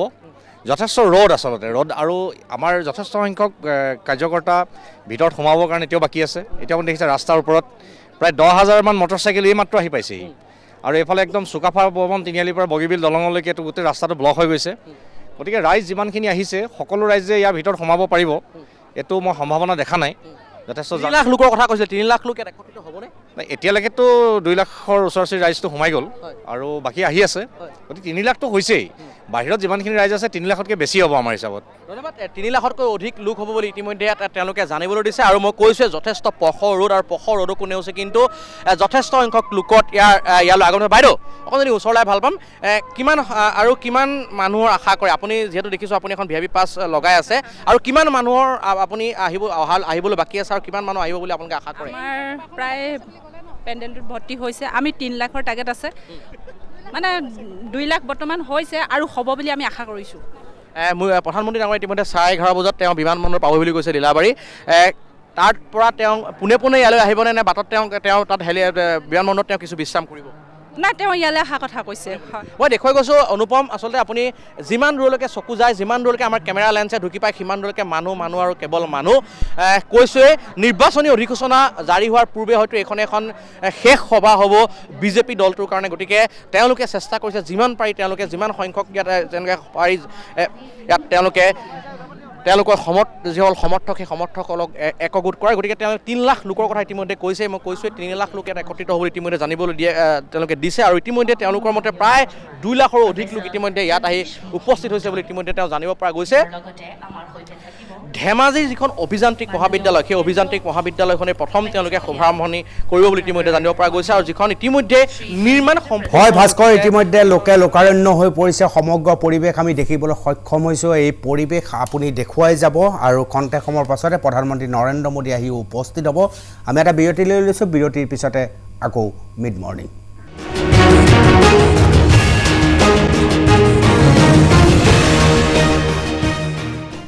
উভতি আহিছোঁ মিড মৰ্ণিঙলৈ সম্ভৱতঃ আৰু 10-12 মিনিট পিছতে প্ৰধানমন্ত্ৰী নৰেন্দ্ৰ মোদী আহি উপস্থিত হ'ব সাজু হৈ আছে ভাস্কৰ জ্যোতি দাস সমগ্ৰ পৰিৱেশ আপোনালোকক দেখুৱাই আছে আহক আমি পলম নকৰোঁ যাওঁ ভাস্কৰ জ্যোতি দাসৰ ওচৰলৈ হয় অনুপম আমি পুৱাৰে পৰা দেখুৱাই গৈছোঁ আচলতে কি পৰিৱেশ পৰিস্থিতিয়ে বিৰাজ কৰিছে বৰ্তমান চিতলমাৰী যিখন পথাৰ সেই পথাৰখনত আৰু যিমানে সময় আগবাঢ়িছে সিমানেই কিন্তু ইয়াতে জনতাৰ সুত বৈছে মই দেখুৱাইছোঁ 3 লাখ লোক একত্ৰিত হোৱাৰ কথা আছিল আৰু 3 লাখ লোক যদি একেটা স্থানত গোট খায় তেতিয়াহ'লে কেনেধৰণৰ পৰিৱেশৰ সূচনা হ'ব পাৰে সেইটো হয়তো আপুনি নিজেই গম পাইছে আৰু পুৱাৰ পৰা ধেমাজিৰ আকাশত ভালেকেইখন হেলিকপ্টাৰ ইতিমধ্যে উৰি থকা দেখিবলৈ পোৱা গৈছোঁ কেইবাখন হেলিকপ্টাৰ ইতিমধ্যে ইয়াত অৱতৰণো কৰিছে গতিকে হয়তো আমি অনুমান কৰিছোঁ মুখ্যমন্ত্ৰী আৰু হিমন্ত বিশ্ব শৰ্মা ডাঙৰীয়া হয়তো তেওঁ লীলাবাৰী যি বিমানবন্দৰ সেই বিমানবন্দৰত তেওঁলোক তাতে অপেক্ষা কৰিব কাৰণ প্ৰধানমন্ত্ৰীৰ যিখন বিশেষ বিমান সেই বিমানখন লীলাবাৰীলৈকে আহিব লীলাবাৰীৰ পৰা এখন বিশেষ হেলিকপ্টাৰে তেওঁক ইয়ালৈ লৈ অহা হ'ব তেওঁক ইয়ালৈ আহিব লগত ধৰ্মেন্দ্ৰ প্ৰধান আহিব বুলি ইতিমধ্যে জানিব পৰা গৈছে আকৌ কৈছোঁ অনুপম যিহেতু নিৰ্বাচনী অধিসূচনা যিকোনো মুহূৰ্ততে জাৰি হ'ব পাৰে আৰু নিৰ্বাচনী অধিসূচনা জাৰি হোৱাৰ পূৰ্বে এখন বিশাল জনসভা যিখন জনসভাত BJPয়ে নিজৰ শক্তি প্ৰতিপন্ন কৰিব বিশেষকৈ উত্তৰ অসম আৰু উজনি অসমত তেওঁলোকৰ যি ভেটি কিমান সুদৃঢ় তাকেই আচলতে প্ৰতিপন্ন কৰিবৰ কাৰণে যিখন বিশাল জনসভা সেই জনসভাখন তেওঁলোকে আয়োজন কৰিছে ধেমাজিৰ এটা দীৰ্ঘদিনীয়া সমস্যা আছিল বিশেষকৈ ধেমাজি বুলি নহয় উত্তৰ অসমত কোনো ধৰণৰ অভিযান্ত্ৰিক ইয়াত মহাবিদ্যালয় নাছিল যিখন অভিযান্ত্ৰিক মহাবিদ্যালয় ইতিমধ্যে সম্পূৰ্ণ হৈ উঠিছে নিৰ্মাণ হৈ সম্পূৰ্ণ হৈ উঠিছে আৰু সেই যিখন অভিযান্ত্ৰিক মহাবিদ্যালয় সেই মহাবিদ্যালয়খন আজি আনুষ্ঠানিকভাৱে প্ৰধানমন্ত্ৰী ডাঙৰীয়া ইয়াৰ পৰাই শুভাৰম্ভণি কৰিব আৰু লগতে শুৱালকুছি এখন অভিযান্ত্ৰিক মহাবিদ্যালয়ৰ আধাৰশিলা তেওঁলোকে ইয়াৰ পৰা ভাৰ্চুৱেলি ইতিমধ্যে কৰিব মই দেখুৱাইছোঁ কেনেদৰে বিভিন্ন ঠাইৰ পৰা যিসকল লোক আহিছে সেই লোকসকলে আহি যি মূল মণ্ডপ সেই মূল মণ্ডপৰ সন্মুখত কেনেকৈ তেওঁলোকে অৱস্থান কৰিছে সেই মই দৃশ্য দেখুৱাই গৈছোঁ বাইদেউ অকণ আগলৈ আহক মই ইয়াৰ পাছত অমিতে সময় দেখাব ক'ৰ পৰা আহিছে বহুত দূৰ দূৰৰ পৰা আচলতে ইয়ালৈ লোক আছে ক'ৰ পৰা আহিছে বাইদেউ আপুনি মই আহিছোঁ ডিব্ৰুগড়ৰ পৰা ক'ৰ পৰা আহিছে ডিব্ৰুগড় নালিয়াপুল আচলতে কিমান সময়ত আপোনালোকে দীৰ্ঘ সময় ধৰি ইয়াতে অপেক্ষা কৰি আহিছে প্ৰধানমন্ত্ৰী কিছু সময়ৰ পিছত ইয়াত আহি উপস্থিত হ'বহি কেনেকুৱা ধৰণৰ আশা কৰে আজি বিশেষকৈ প্ৰধানমন্ত্ৰী ডাঙৰীয়াই কি বিষয়ৰ ওপৰত তেওঁ ফ'কাছ কৰিব কি বিষয়ৰ ওপৰত তেওঁ গুৰুত্ব আঁচনিৰ বাবে প্ৰকাশ কৰিব সেইটোৱে কথা মই দেখুৱাইছোঁ যথেষ্ট সংখ্যক লোকৰ ইয়াত আগমন ঘটিছে মই কৈছোঁৱে যথেষ্ট গৰম অনুপম যাৰ পৰিপ্ৰেক্ষিতত কিছু লোকৰ যিসকল লোক উপস্থিত লোকসকলৰ কিছু অসুবিধাৰ সন্মুখীন হৈছে আৰু ইয়াতে বহু এনে মহিলা আহিছে যিসকলে তেওঁলোকৰ যি পৰম্পৰাগত যি সাজ পোছাক জনগোষ্ঠীয় যি পৰম্পৰাগত সাজ পোছাক সেই সাজ পোছাক তেওঁলোকে পৰিধান কৰি অহা দেখিবলৈ পোৱা গৈছে মোৰ এগৰাকী বাইদেউ আছে বাইদেউ অকণমান থিয় হ'লে ভাল পাম মই দেখুৱাইছোঁ বাইদেউ কিমান ক'ৰ পৰা আহিছে আপুনি অকণ থিয় হ'লে ভাল ক'ৰ পৰা আহিছে আপুনি মই চিলাপথাৰৰ পৰা আহিছোঁ কিমান সময় হ'ল আপুনি অহা আৰু কি আশা অকণ থিয়ক বাইদেউ কি আশা কৰে বিশেষকৈ আজি এই সভাখনৰ পৰা কি আশা কৰে ভাল লাগিছে আৰু মোদী ডাঙৰীয়া আহিছে ইয়াত আপোনালোকৰ এখন অভিযান্ত্ৰিক মহাবিদ্যালয় আজি আধাৰশিলা ক্ষমা কৰিব আজি আনুষ্ঠানিকভাৱে আৰম্ভ হ'ব ইতিমধ্যে অভিযান্ত্ৰিক মহাবিদ্যালয়খন ধেমাজি হৈ গ'ল গতিকে এই যিখন মহাবিদ্যালয় সেই মহাবিদ্যালয়খন হৈ যোৱাৰ পিছত কেনেধৰণৰ ভালে হ'ব বুলি আশা কৰিছোঁ ভালে হ'ব শিক্ষাৰ ক্ষেত্ৰত আচলতে শিক্ষাৰ ক্ষেত্ৰত এই যিখন মহাবিদ্যালয় সেই মহাবিদ্যালয় কিন্তু যথেষ্ট এক দীৰ্ঘদিনীয়া আচলতে সমস্যা সমাধান কৰিব বুলি সকলোৱে আশা কৰিছে আপুনি কি ক'ব এই মই দেখুৱাই গৈছোঁ আচলতে চাৰিওফালৰ যি পৰিৱেশ সেই পৰিৱেশ মই দেখুৱাই গৈছোঁ মোৰ আন এজন ব্যক্তি মই তেওঁৰ ওচৰলৈ যাম যথেষ্ট সংখ্যক লোক ইয়াত একত্ৰিত হৈছে আৰু কেইটামান মুহূৰ্তৰ পিছতে প্ৰধানমন্ত্ৰী ডাঙৰীয়া ইয়াত উপস্থিত হ'ব কি ক'ব এই মুহূৰ্তত আমি আনন্দিত নৰেন্দ্ৰ মোদী আমাৰ মাজত আহিব আমি সুখী মানুহ অজস্ৰ মানুহ আমি সুখী মুঠতে মই দেখুৱাই গৈছোঁ ইয়াত বহু সংখ্যক মহিলা আছে যিসকল মহিলাই তেওঁলোকৰ যি জনগোষ্ঠীয় তেওঁলোকৰ যি সাজ পোছাক সেই সাজপাৰ তেওঁলোকে পৰিধান কৰি আহিছে এগৰাকী বৰমা আছে বৰু অকল থিয় হৈ দিয়ক ভাল থিয় হ'লে ভাল লাগিব মই কেম্পাছ অমৃতক দেখাবৰ কাৰণে কৰিম যথেষ্ট সংখ্যক মহিলা যিসকল প্ৰথম শাৰীত বহি আছে তেওঁলোকে নিজৰ নিজৰ পৰম্পৰাগত যি সাজ সেই সাজ আপোনাৰ এইযোৰ কোনটো জনগোষ্ঠীৰ পৰিণত কি ক'ব আৰু কেইটামান মুহূৰ্তৰ পিছতে প্ৰধানমন্ত্ৰী ডাঙৰীয়া ইয়াত উপস্থিত হ'ব কি আশা কৰে আপোনালোকে আজি খুবেই ভাল লাগিছে আমি প্ৰধানমন্ত্ৰী ডাঙৰীয়াক আমি খুব ওচৰৰ পৰা আমি দেখিবলৈ পাম এইটো কাৰণে আমি খুব ভাল আগ্ৰহেৰে বাট চাই আছোঁ তেখেতৰ কাৰণে বিশেষকৈ কি বিষয়ৰ ওপৰত তেওঁ গুৰুত্ব দিব বুলি ভাবে এই যিখন সভা যিহেতু ধেমাজিত এখন অভিযান্ত্ৰিক মহাবিদ্যালয় এটা শুভাৰম্ভণি হ'ব সেইটো গম পাইছে শুৱালকুছি এখন অভিযান্ত্ৰিক মহাবিদ্যালয় এখন আধাৰশিলা কৰিব বিশেষকৈ কোনবোৰ বিষয়ৰ ওপৰত তেওঁ আজি এই যিখন সভা সেই সভাখনত তেওঁ গুৰুত্ব দিব বুলি আপুনি আশা কৰে আমি টিভি পত্ৰই শুনি আছোঁ তেখেতে ধেমাজি যিখন অভিযান্ত্ৰিক কলেজ সেইখনো শুভ উদ্বোধন কৰিব আৰু ইয়াতে কিবা ভূমি পূজন কৰিব বুলি কোৱা শুনিছোঁ আমাৰ ইয়াত চিয়াং চাপৰিত সেইটো কাৰণে আমাৰ ওচৰে পাঁজৰে যিমানখিনি আমাৰ জনসাধাৰণ আছে গোটেইখিনি বহুত ভালভাৱে উপকৃত হ'ব বুলি ভাবিছোঁ আৰু ধন্যবাদ মই কৈছোঁ সকলোৱে আপুনি যদি চাই অনুপম সকলোৱে বেলেগ বেলেগ ধৰণৰ যিসমূহ জনগোষ্ঠীয় তেওঁলোকৰ সাজপাৰ পৰম্পৰাগত যিসমূহ সাজ পোছাক সেই সাজ পোছাকসমূহ পৰিধান কৰিছে উদ্দেশ্য এটাই ইয়াত আহিবলগীয়া প্ৰধানমন্ত্ৰী ডাঙৰীয়াক তেওঁলোকে সম্ভাষণ জনোৱা মূৰত আন এগৰাকী আছে খুৰীও আছে অকণ যদি ভাল থিয় হয় ভাল পাম খুব ধুনীয়া এযোৰ আপুনি পৰম্পৰাগত সাজ পিন্ধি আহিছে এই সাজটোৱে কোনটো জনগোষ্ঠীক পৰিণত আমাৰ চুতীয়া জাতিৰ গোষ্ঠী কি আশা কৰে আজি প্ৰধানমন্ত্ৰী কেইটামান মুহূৰ্তৰ পিছত আহি উপস্থিত হ'ব ইয়াত যথেষ্ট সংখ্যক লক্ষ জনতা একত্ৰিত হৈছে কি আশা কৰে আপোনালোকে আশা কৰোঁ আমাৰ বহুতো উন্নতি হ'বৰ কাৰণে আৰু উন্নতি কৰি গৈ আছে তাৰ আশাৰে আমি আহিছোঁ ইয়ালৈ সকলো উন্নতি হওক বুলি ধন্যবাদ মই দেখুৱাই গৈছোঁ এটাৰ পিছত এটাকৈ দৃশ্য যিহেতু লক্ষ লোক ইয়াত একত্ৰিত হৈছে আৰু এক অনুপম প্ৰাকৃতিক স্থলী অনুপম মই কৈছোঁ এক যথেষ্ট নৈসৰ্গিক পৰিৱেশৰ মাজতে যিখন সভা সেই সভাখন আয়োজন হৈছে ব্ৰহ্মপুত্ৰ পাৰৰ এটা অঞ্চল কাষতে লাগি আছে যি বগীবিল দলং মোৰ আন এজন ইয়াৰ স্থানীয় যুৱক আছে আপুনি ক'ৰ পৰা আহিছে দাদা মই আহিছোঁ আপোনাৰ লাহোৱাল সমষ্টিৰ পৰা হয় কি আশা কৰে প্ৰধানমন্ত্ৰী নৰেন্দ্ৰ মোদীয়ে খুব আচলতে শেহতীয়াকৈ তৃতীয়বাৰৰ কাৰণে অসমলৈ আহিছে আৰু অসমৰ যিসমূহ সমস্যা যথেষ্ট গুৰুত্ব প্ৰদান কৰা দেখিবলৈ পোৱা গৈছে এয়া ভাবেনে আপুনি যে নিৰ্বাচনৰ কাৰণে তেওঁ নিৰ্বাচন সমাগতৰ কাৰণে এনেধৰণে যিসমূহ ভ্ৰমণ সেই ভ্ৰমণবোৰ বেছি হৈছে বুলি আপুনি ভাবে নেকি যিহেতু নিৰ্বাচন ভ্ৰমণ বুলি মই নাভাবোঁ তেখেতৰ যিখিনি মানে আজি পৰিকল্পনা যিখিনি কৰিছে অসমৰ বাবে বহুত এটা ভাল পদক্ষেপ লৈছে তেখেতে যিহেতু ইয়াতে আপোনালোকে শুনিব পাইছে আমাৰ ইয়াত আজি আপোনাৰ কিবা মই যাম পুনৰ যাম আন একাংশ যথেষ্ট সংখ্যক লোক আছে মই তেওঁলোকৰ ওচৰলৈ যাম তেওঁলোকৰ পৰা মই জানিব বিচাৰিম বাইদেউ ক'ৰ পৰা আহিছে আপুনি আমি মেচাকি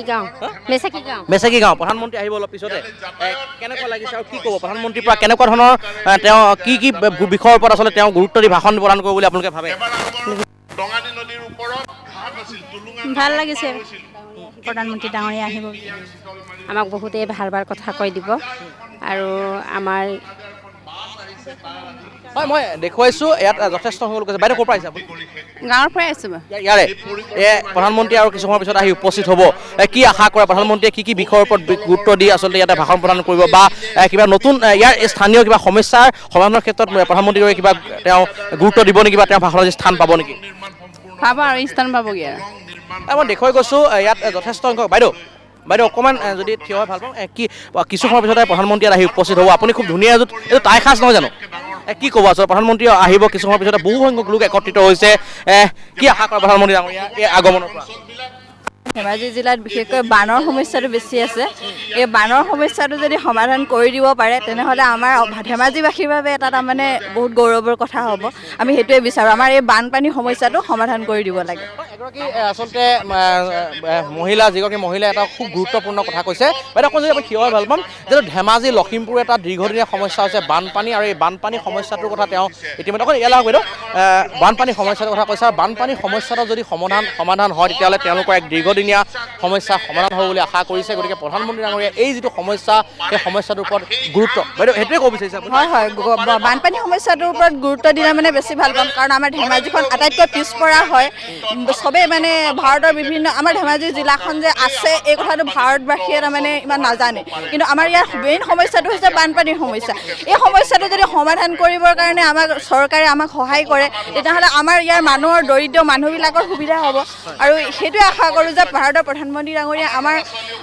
যিখিনি মানে সমস্যা আছে, আমাৰ থলুৱা মানুহৰ যিখিনি মানে অসুবিধা আছে সেইখিনি দূৰ কৰক, তাকে কামনা কৰিছোঁ আমি। বাইদেউ ইয়াতে এখন অভিযান্ত্ৰিক মহাবিদ্যালয়, নিশ্চয় ভাস্কৰ খুব গুৰুত্বপূৰ্ণ কথা কৈছে। ধেমাজিৰ বান আৰু গৰাখহনীয়াৰ সমস্যা এক ডাঙৰ সমস্যা। আজি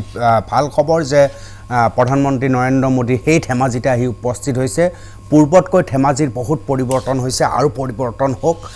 মহিলাগৰাকীয়ে ঠিক সেইধৰণে আশা প্ৰকাশ কৰিছে। এটা বিৰতি লৈছোঁ, বিৰতিৰ পিছত আমি আকৌ থাকিম ধেমাজিত, য'ত প্ৰধানমন্ত্ৰী নৰেন্দ্ৰ মোদী আহি খন্তেক সময়ৰ পাছতে উপস্থিত হ'ব। এটা বিৰতি লৈছোঁ।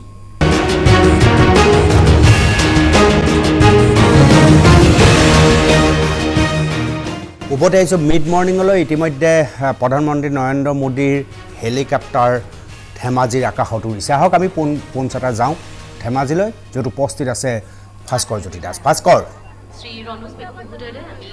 হয়, এয়া ধেমাজিৰ আকাশত তিনিখনকৈ হেলিকপ্টাৰ, আৰু তিনিখন হেলিকপ্টাৰতে প্ৰধানমন্ত্ৰী ধৰ্মেন্দ্ৰ প্ৰধান, মুখ্যমন্ত্ৰী আৰু হিমন্ত বিশ্ব শৰ্মা হয়তো আহিছে, কাৰণ যিটো সময় দিয়া হৈছিল সেই সময় ইতিমধ্যে পৰিসমাপ্তি ঘটিছে। আৰু আমি তলৰ পৰাই ধৰিব পাৰিছোঁ আটাইখন হেলিকপ্টাৰে হয়তো বায়ু সেনাৰ এখন হেলিকপ্টাৰ হ'ব। তিনিখন হেলিকপ্টাৰে সাধাৰণতে প্ৰধানমন্ত্ৰী অহা যোৱাৰ কাৰণে তেওঁ বায়ু সেনাৰ যিসমূহ হেলিকপ্টাৰ, সেই হেলিকপ্টাৰসমূহ ব্যৱহাৰ কৰে। গতিকে হয়তো এই তিনিখন হেলিকপ্টাৰ ভিতৰতে প্ৰধানমন্ত্ৰী ডাঙৰীয়া আহিছে, লগত ধৰ্মেন্দ্ৰ প্ৰধান আৰু মুখ্যমন্ত্ৰী সৰ্বানন্দ সোণোৱালৰ লগতে হিমন্ত বিশ্ব শৰ্মা। মই দেখুৱাই গৈছোঁ এয়া ধেমাজিৰ আকাশমাৰ্গত তিনিখনকৈ হেলিকপ্টাৰ ইতিমধ্যে উৰি থকা দেখিবলৈ পোৱা গৈছে, আৰু তিনিখন হেলিকপ্টাৰ ইতিমধ্যে অৱতৰণ কৰিব। এখন একেবাৰে কেমেৰাৰ আমাৰ সন্মুখত এখন বায়ু সেনাৰ হেলিকপ্টাৰ, যিখন হেলিকপ্টাৰ ইতিমধ্যে অৱতৰণ কৰাৰ দিশে আগবাঢ়িছে। তাৰ পিছত ক্ৰমে দুখন হেলিকপ্টাৰ আমি দেখিবলৈ পাইছোঁ। লীলাবাৰীৰ পৰা পোনে পোনে সভাস্থলীলৈ, শীতলমাৰী যি সভাস্থলীলৈ তিনিখন হেলিকপ্টাৰে দেশৰ প্ৰধানমন্ত্ৰী নৰেন্দ্ৰ মোদী, লগত ধৰ্মেন্দ্ৰ প্ৰধান আৰু অসমৰ মুখ্যমন্ত্ৰী সৰ্বানন্দ সোণোৱালৰ লগতে হিমন্ত বিশ্ব শৰ্মা। আমি দেখুৱাই গৈছোঁ শীতলমাৰী যি সভাস্থলীৰ পৰা পোনপটীয়া সম্প্ৰচাৰ।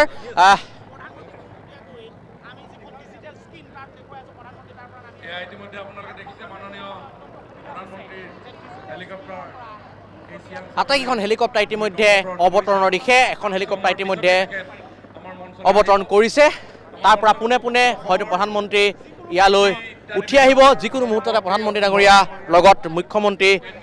সৰ্বানন্দ সোণোৱাল, হিমন্ত বিশ্ব শৰ্মাৰ লগতে কেন্দ্ৰীয় মন্ত্ৰী ধৰ্মেন্দ্ৰ প্ৰধান, তেওঁলোক আহিব ইয়ালৈ। মই দেখুৱাই গৈছোঁ পোনপটীয়া সম্প্ৰচাৰ এয়া শীতলমাৰী সভাস্থলীৰ পৰা।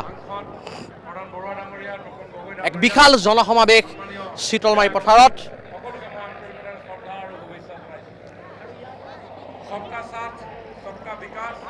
তিনিখন হেলিকপ্টাৰে একাদিক্ৰমে ইখনৰ পিছত সিখন অৱতৰণ কৰিছে। আৰু মই কৈছোঁৱে প্ৰধানমন্ত্ৰীয়ে যিটো নিৰ্ধাৰিত সূচী, সেই সূচীমতে তেওঁ আহি ইয়াত উপস্থিত হৈছেহি। এতিয়া দ্বিতীয়খন হেলিকপ্টাৰ ইতিমধ্যে অৱতৰণ কৰিছে।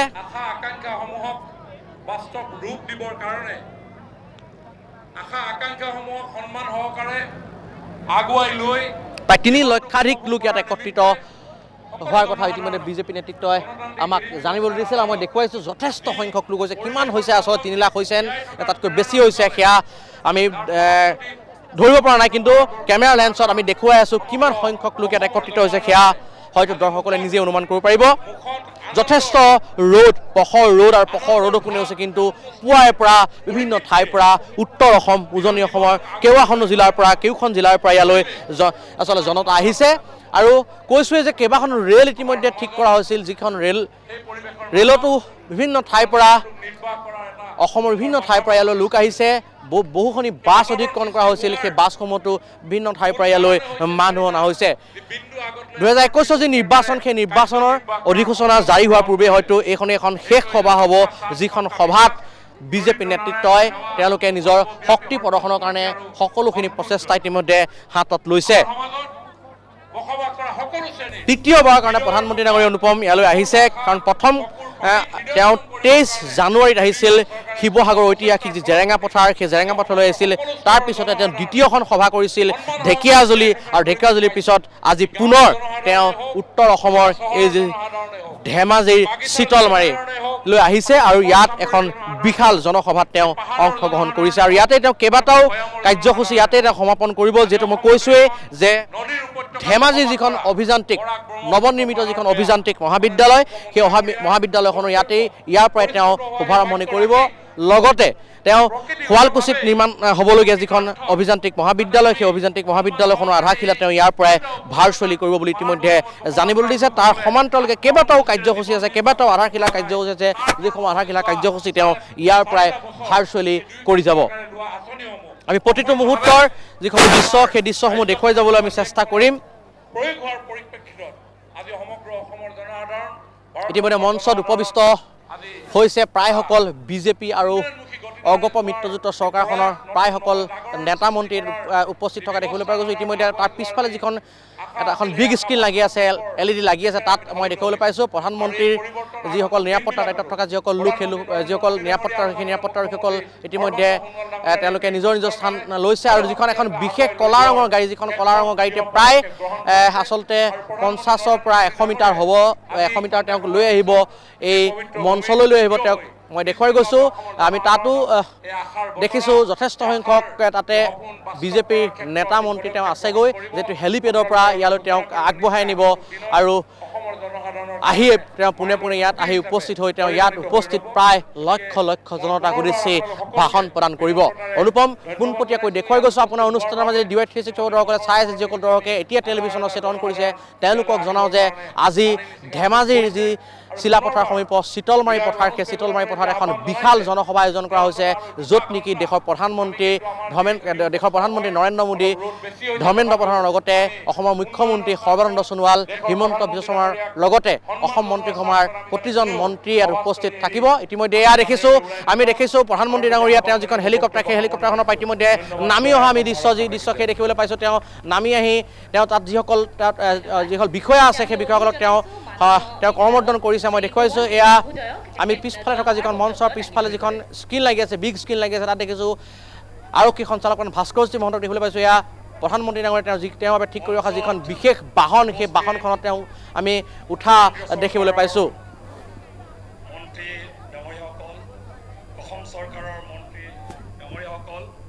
তেওঁ পোনে আচলতে মঞ্চলৈ আহিব, মঞ্চলৈ তেওঁক লৈ আহিব আমি দেখুৱাই গৈছোঁ। তেওঁ ইতিমধ্যে হেলিকপ্টাৰৰ পৰা নামি তেওঁ যিখন গাড়ী, সেই গাড়ীখন ইতিমধ্যে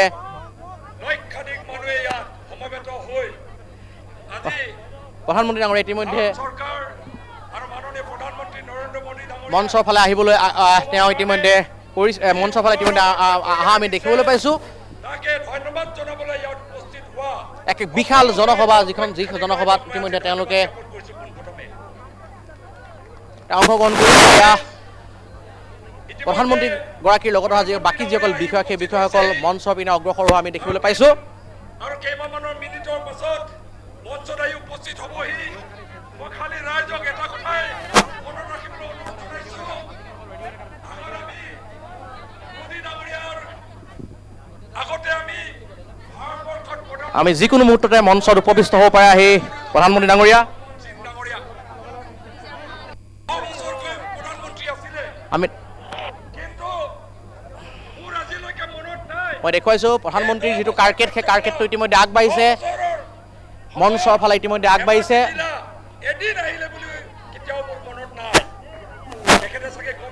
আশা কৰা ধৰণে ইয়াতে লোকৰ যিটো সমাগম, সেই সমাগম হৈছে বুলি আশা কৰা হৈছে। ইতিমধ্যে লাহে লাহে যিটো প্ৰধানমন্ত্ৰী কাৰ্কেট, সেই কাৰ্কেটটো মঞ্চৰ পিনে আগবাঢ়িছে আৰু যিকোনো মুহূৰ্ততে আহি মঞ্চত আহি উপস্থিত হ'বই উপবিষ্ট হ'বই প্ৰধানমন্ত্ৰী ডাঙৰীয়া। বিশাল অঞ্চল জুৰি আচলতে যিখন সভা সেই সভাখন আয়োজন কৰা হৈছে অনুপম। এয়া দেখিছে কেমেৰাত বন্দী হৈছে প্ৰধানমন্ত্ৰী নৰেন্দ্ৰ মোদী ডাঙৰীয়া এখন কলা ৰঙৰ গাড়ীত উঠি তেওঁ ইতিমধ্যে মঞ্চৰ দিশে তেওঁ আগবাঢ়িছে। তেওঁৰ লগত ধৰ্মেন্দ্ৰ প্ৰধান লগতে মুখ্যমন্ত্ৰী সৰ্বানন্দ সোণোৱালৰ লগতে হিমন্ত বিশ্ব শৰ্মা।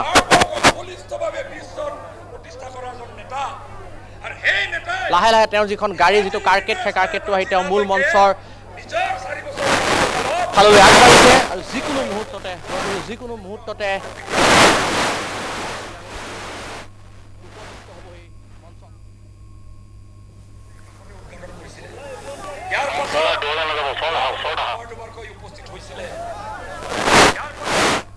এই মুহূৰ্তত আপোনালোকে দেখিবলৈ সক্ষম হৈছে প্ৰধানমন্ত্ৰী নৰেন্দ্ৰ মোদী আহি উপস্থিত হৈছেহি এই বিশাল সভাস্থলীত। খন্তেক সময়ৰ পাছতে তেওঁ মঞ্চত উপবিষ্ট হ'ব, কিন্তু তাৰ পূৰ্বৰ দৃশ্য আপোনালোকে দেখিবলৈ সক্ষম হৈছে। এক বিশাল মঞ্চ, ধেমাজিৰ পৰা বিভিন্ন আঁচনি উন্মোচন কৰিব প্ৰধানমন্ত্ৰী নৰেন্দ্ৰ মোদীয়ে। তেওঁ মঞ্চত খন্তেক সময়ৰ পাছতে উপবিষ্ট হ'ব। দৃশ্য দেখুৱাই যাম, এটা বিৰতি লৈ লৈছোঁ। বিৰতিৰ পিছতে আপোনালোকৰ সন্মুখত ধেমাজিৰ এই উন্মোচন, বিভিন্ন আঁচনি উন্মোচন, প্ৰায় 3 লাখ লোক উপস্থিত হোৱাৰ দাবী কৰা হৈছে আৰু যথেষ্ট লোকে লোকাৰণ্যও হৈ পৰিছে। সতীৰ্থ সাংবাদিক ভাস্কৰ জ্যোতি দাসে আপোনালোকক দৃশ্য দেখুৱাই আছে। ইতিমধ্যে প্ৰধানমন্ত্ৰী নৰেন্দ্ৰ মোদী আহি উপস্থিত হৈছে। তেওঁ খন্তেক সময়ৰ পাছতে মঞ্চত উপবিষ্ট হ'ব। প্ৰধানমন্ত্ৰী নৰেন্দ্ৰ মোদীয়ে প্ৰায়ে উল্লেখ কৰে, এইবাৰো উল্লেখ কৰিছে যে অসম সদায় মোৰ কাৰণে বিশেষ। অসমত মই যেতিয়াই আহোঁ তেতিয়াই মোৰ মন ভৰি যায় আৰু এয়া দ্বিতীয়বাৰৰ বাবে তেওঁৰ অসম ভ্ৰমণ। নিৰ্বাচনৰ প্ৰাক মুহূৰ্তৰ হয়তো এইটো অন্তিম তেওঁৰ অসম ভ্ৰমণ হ'ব। ইতিমধ্যে মঞ্চ সাজু হৈছে আৰু মঞ্চত উপবিষ্ট খন্তেক সময়ৰ পাছতে এটা মুহূৰ্তৰ পিছতে মঞ্চত উপবিষ্ট হ'ব প্ৰধানমন্ত্ৰী নৰেন্দ্ৰ মোদী। এই মঞ্চৰ দৃশ্য আপোনালোকে দেখিবলৈ সক্ষম হৈছে। কেইবাগৰাকীও মন্ত্ৰী, সাংসদ মঞ্চত উপবিষ্ট হৈ আছে, অপেক্ষা কৰিছে প্ৰধানমন্ত্ৰীলৈ।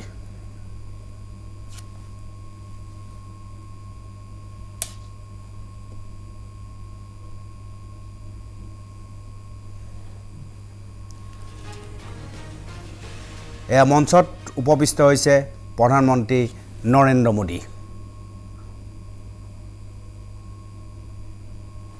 ধেমাজিৰ পৰা বিভিন্ন আঁচনি উন্মোচন কৰিব মোদীয়ে। চিলাপথাৰত তেল আৰু গেছ প্ৰকল্প উদ্বোধন কৰিব। ধেমাজি অভিযান্ত্ৰিক মহাবিদ্যালয়ৰ আধাৰশিলা স্থাপন কৰিব। শুৱালকুছি অভিযান্ত্ৰিক মহাবিদ্যালয়ৰ আধাৰশিলা স্থাপন কৰিব প্ৰধানমন্ত্ৰীয়ে। ৰাষ্ট্ৰৰ প্ৰতি উচৰ্গা কৰিব কেইবাটাও তেল, গেছ আৰু প্ৰকল্পৰ। আৰু এয়া মঞ্চত প্ৰধানমন্ত্ৰী নৰেন্দ্ৰ মোদী।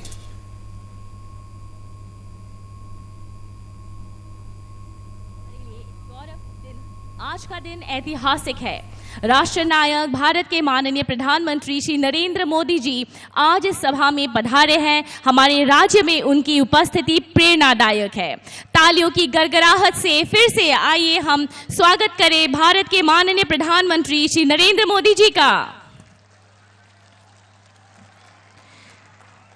हम अब आग्रह करते हैं असम के माननीय मुख्यमंत्री श्री सर्बानंद सोनोवाल जी से कि वे हमारे परम आदरणीय भारत के माननीय प्रधानमंत्री जी का अभिनंदन करें, स्वागत सम्मान करें। असम के प्रसिद्ध मुगा से बने हुए गामूसा पर माननीय प्रधानमंत्री जी का चित्र उकेरा है जुनाई के state award winner artist Jinu Bora ने। साथ ही मिसिंग जैकेट मीबो गालुक भी भेंट की गई है।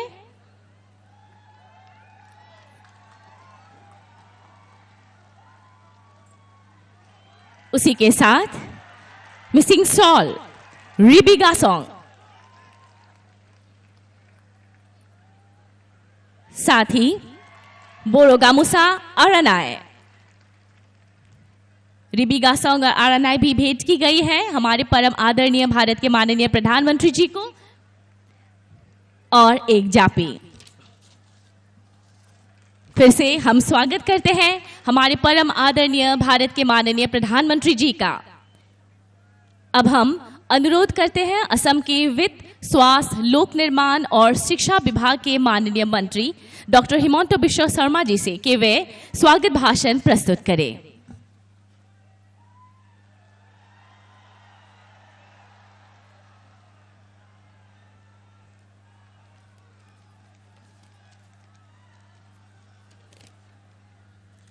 কি খবৰ সকলোৰে খবৰ ভাল নে বেয়া সকলোৱে তেতিয়ালে যদি খবৰ ভাল মোৰ লগত একেলগে ক'ব ভাৰত মাতা কি অলপ লাহে লাহে হৈছে আৰু লাগিব জোৰে ভাৰত মাতা কি নৰেন্দ্ৰ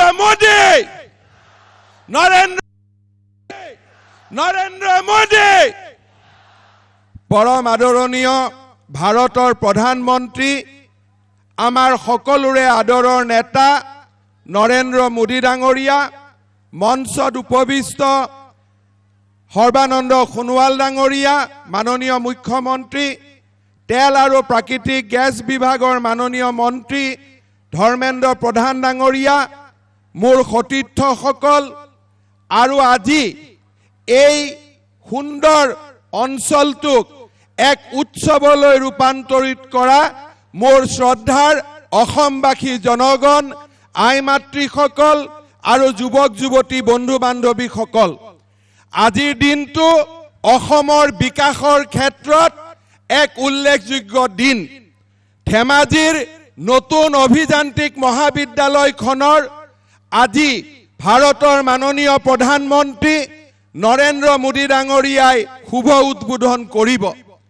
আজিৰ দিনটোতে প্ৰধানমন্ত্ৰী নৰেন্দ্ৰ মোদী ডাঙৰীয়াই শুৱালকুছিত এখন নতুন অভিযান্ত্ৰিক মহাবিদ্যালয়ৰ আধাৰশিলা স্থাপন কৰিব আজিৰ দিনটোতে প্ৰধানমন্ত্ৰী মোদী ডাঙৰীয়াই বঙাইগাঁও ৰিফাইনেৰীৰ পৰা আৰম্ভ কৰি অসমৰ তেল আৰু গেছ উদ্যোগক আৰু এখোজ আগুৱাই লৈ যাব শ্ৰদ্ধাৰ ৰাইজ আজি আমি গৌৰৱ অনুভৱ কৰো যে প্ৰধানমন্ত্ৰী নৰেন্দ্ৰ মোদী ডাঙৰীয়াই 2016 চনত যি বিকশিত অসমৰ সপোন আমাক সকলোৰে আগত প্ৰকাশ কৰিছিল সেই সপোনৰ পম খেদি আজি ৰাজ্য চৰকাৰৰ উদ্যোগত ধেমাজি গোলাঘাটত নতুন অভিযান্ত্ৰিক মহাবিদ্যালয় হ'ল শুৱালকুছি বঙাইগাঁও বিহালী ওদালগুৰি নগাঁও নলবাৰীত নতুন অভিযান্ত্ৰিক মহাবিদ্যালয়ৰ কাম আৰম্ভ হ'ল 6খন মেডিকেল কলেজ আছিল তাৰ লগত ধুবুৰী নলবাৰী নগাঁও তিনিচুকীয়া ডিফু উত্তৰ লখিমপুৰ চৰাইদেউ আৰু বিশ্বনাথত মেডিকেল কলেজৰ আমি কাম আৰম্ভ কৰিলো আজিৰ দিনটোতে আমি গৌৰৱেৰে সৈতে ক'ব খোজো যে এইবাৰ আমি নতুনকৈ ধেমাজিত এখন মেডিকেল কলেজ স্থাপনৰ কাম আমি হাতত ল'ম আৰু তাৰ লগে লগে মৰিগাঁও গোৱালপাৰা আৰু কৰিমগঞ্জতো নতুন মেডিকেল কলেজৰ কাম আৰম্ভ হ'ব আমাৰ চৰকাৰৰ দিনতে ভট্টদেৱ বিশ্ববিদ্যালয় হ'ল মাধৱদেৱ বিশ্ববিদ্যালয় হ'ল ৰবীন্দ্ৰনাথ ঠাকুৰ বিশ্ববিদ্যালয় হ'ল সতী সাধনী বিশ্ববিদ্যালয় হ'ল অনিৰুদ্ধদেৱ বিশ্ববিদ্যালয় হ'ল মাজুলীৰ সাংস্কৃতিক বিশ্ববিদ্যালয় হ'ল এক প্ৰকাৰ আমাৰ ৰাজ্যখনত শৈক্ষিক নৱজাগৰণ আৰম্ভ হ'ল আৰু কাৰ কাৰণে এই কাম হ'ল প্ৰধানমন্ত্ৰী নৰেন্দ্ৰ মোদী ডাঙৰীয়াৰ নেতৃত্ব আৰু আশীৰ্বাদৰ বাবে মই সমূহ ৰাইজক অনুৰোধ কৰিম এবাৰ আপোনালোকে নিজ স্থানত থিয় হৈ প্ৰধানমন্ত্ৰী মোদী ডাঙৰীয়াৰ জিন্দাবাদ কৰক সকলোৱে থিয় হওক আৰু মোৰ লগত একেলগে ক'ব প্ৰধানমন্ত্ৰী নৰেন্দ্ৰ মোদী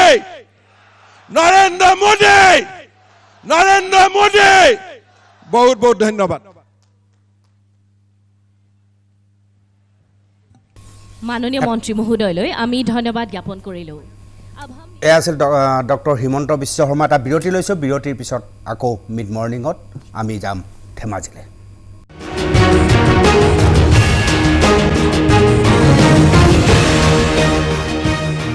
উভতি আহিছোঁ মিড মৰ্ণিঙলৈ আহক আমি আকৌ এবাৰ ধেমাজিলৈ যাওঁ ये दायित्व मोदी जी ने लिया इसलिए मैं आज आसाम की ओर से, पूर्व भारत की ओर से पूर्वोदय के लिए, आसाम के विकास के लिए प्रधानमंत्री जी का स्वागत करता हूं, आभार प्रकट करता हूं। नमस्कार।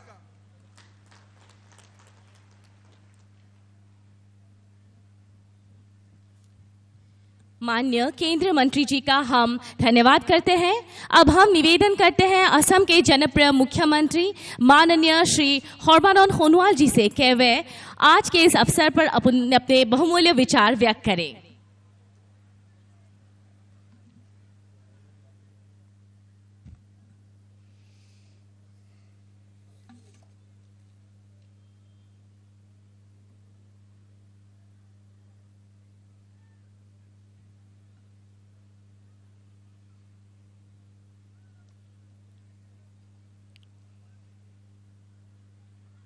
নমস্কাৰ।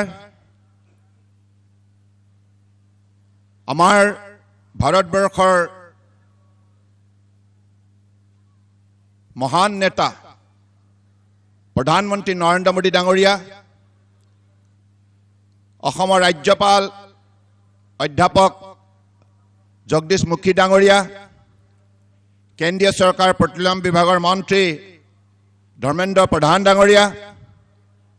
কেন্দ্ৰীয় মন্ত্ৰী ৰামেশ্বৰ তেলী ডাঙৰীয়া, মোৰ সতীৰ্থ মন্ত্ৰী বিত্ত, স্বাস্থ্য, শিক্ষা আৰু লোকমান্য বিভাগৰ ডক্টৰ হিমন্ত বিশ্ব শৰ্মা ডাঙৰীয়া, অতুল বৰা ডাঙৰীয়া, কেশৱ মহন্ত ডাঙৰীয়াৰ লগতে এই মঞ্চত উপস্থিত থকা মোৰ সতীৰ্থ মন্ত্ৰীসকল, বিধায়কসকল, সাংসদসকল আৰু বিশিষ্ট ব্যক্তিসকল আৰু পৰম শ্ৰদ্ধা ৰাইজ আৰু সাংবাদিক বন্ধুসকল, আজি দিনটো অসমৰ বাবে এটা স্মৰণীয় দিন। আৰু বিশেষকৈ এই কথা স্বীকাৰ কৰিবই লাগিব যে কংগ্ৰেছৰ কাৰ্যকালত অসমৰ এই উত্তৰ পাৰটোক, ব্ৰহ্মপুত্ৰ উত্তৰ পাৰটোক সম্পূৰ্ণৰূপে অৱহেলা কৰা হৈছিল। কিন্তু আজি মাননীয় প্ৰধানমন্ত্ৰী নৰেন্দ্ৰ মোদী ডাঙৰীয়াই 2014 চনত প্ৰধানমন্ত্ৰী দায়িত্বভাৰ লোৱাৰ পাছত সমগ্ৰ ভাৰতবৰ্ষৰ লগতে অসম তথা উত্তৰ পূৰ্বাঞ্চলৰ ক্ষিপ্ৰ বিকাশৰ বাবে